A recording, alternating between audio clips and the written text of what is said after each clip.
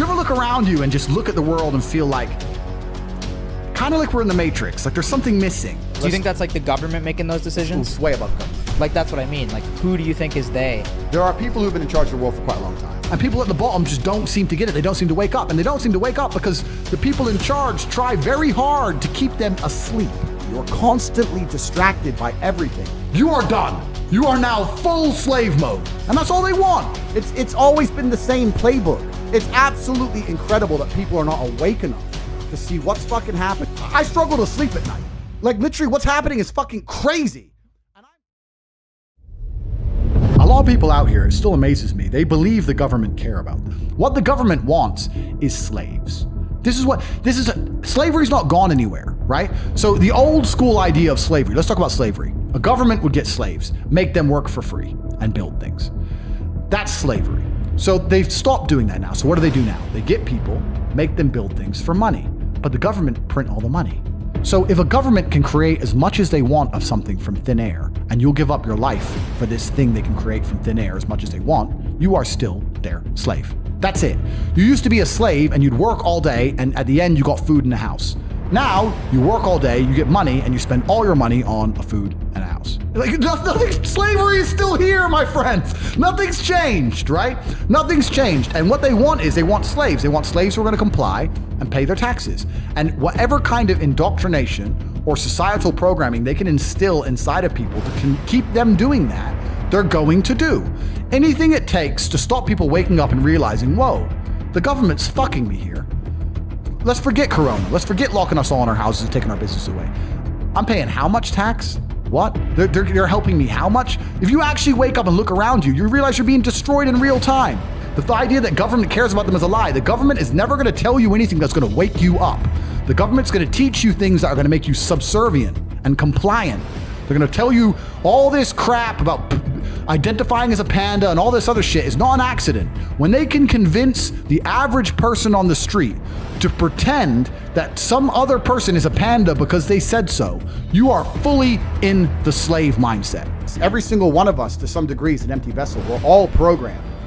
There's no such thing as escaping the slave mind. You must just, to some degree, understand who is programming you and understand if you really want those characteristics. Most people are repeating opinions, and I'm saying, where did you get that opinion from? They can't remember where they got it from. They don't know who even told them. They don't know why they so fervently believe in it. They're just told, they're programmed. You need to genuinely analyze your brain, defrag every single opinion you strongly have and identify where it came from and if that person has your best interest at heart. And what they're trying to do, especially with young men, is program them, because we're all empty vessels. And what you have to do as an adult, as a parent, is to program your child stronger than all of society. It's not an easy job, because all of society, from the YouTube videos to the TV shows to the school, every single thing is trying to program them in one direction. You have to combat that, and that's not an easy job. And if you just sit there and get lazy about it, you will fucking lose. When Rome was losing, all they did was have endless circuses to keep you distracted from the losing war. The world we live in today, they try very hard to prevent you from creating your reality. You're constantly distracted by everything, and it's hard to focus on nearly anything. And they do that on purpose, because for you to go stand out in the rain and protest, that takes focus. They want you distracted. They want arguments in the household. They want blacks to hate the whites, Republicans to hate Democrats. They want us all arguing with each other, for all of us to hate our neighbor, and us all to be so distracted and selfish and self-absorbed that we can't think beyond ourselves. That's what they're trying to do to us, and it's absolutely and utterly work. There's very few of these people, and look what they've fucking done to the entire world. It's absolutely insane. And you're existing inside of a system which is deliberately rigged to make the rich richer and for the poor to stay poor.